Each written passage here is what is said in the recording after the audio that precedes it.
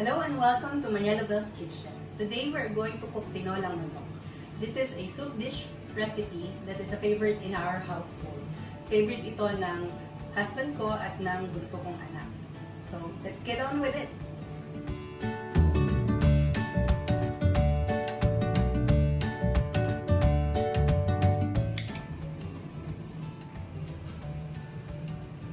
Maglalagay tayo ng mantika, mga 2 tablespoons. Ngayon, magigisa tayo ng ginger.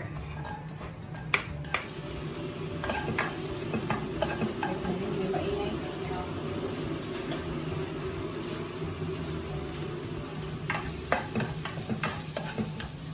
Then, isusunod natin yung bawang at sibuyas.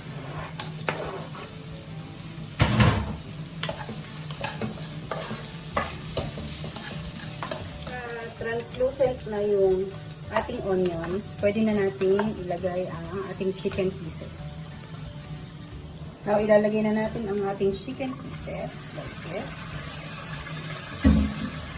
Lagyan natin ng 2 kutsarang patis.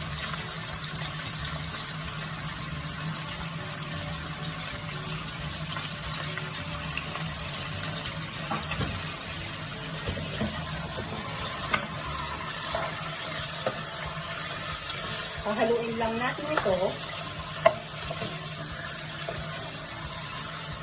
hanggang maging opaque na yung kulay ng manok.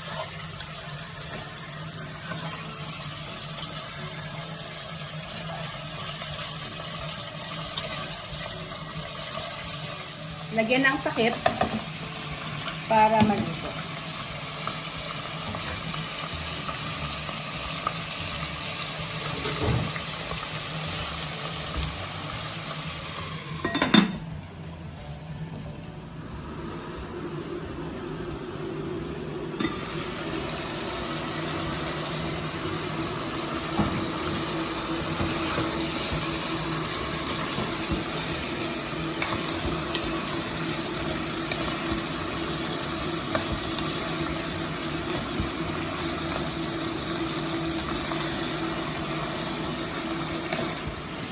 Now we're going to add our boiling water.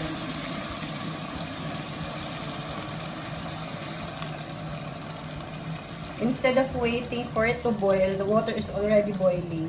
So, just above the chicken pieces.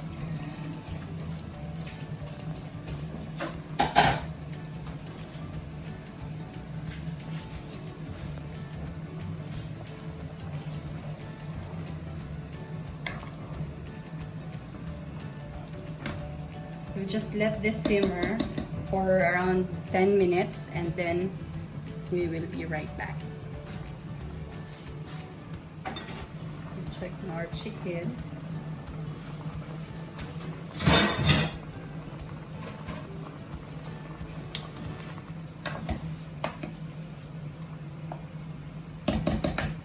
Lagyan natin ng,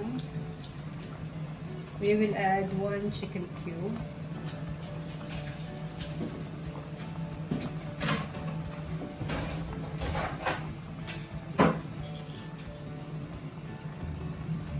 A few peppercorns.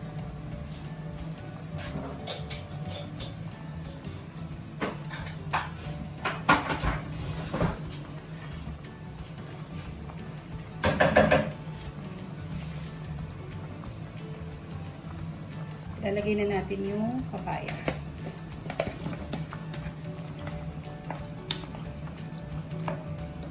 We will let this simmer until the papaya is a little bit soft before we add our spinach. Ngayon, ilalagay na natin ang ating spinach. Dahil half-cook na ang aking papaya.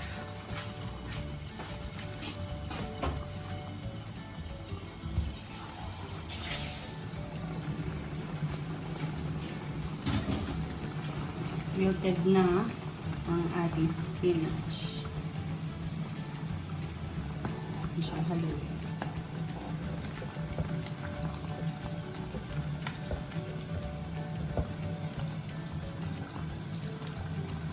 we will add some salt to taste.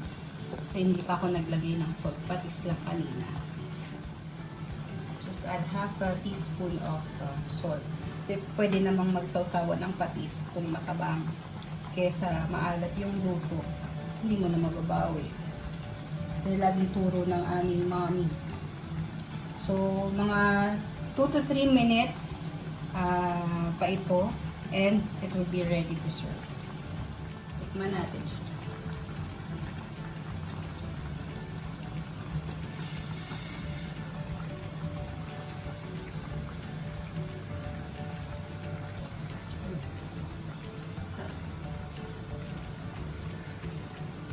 Ito yung sinasabi sa baulang ulam na.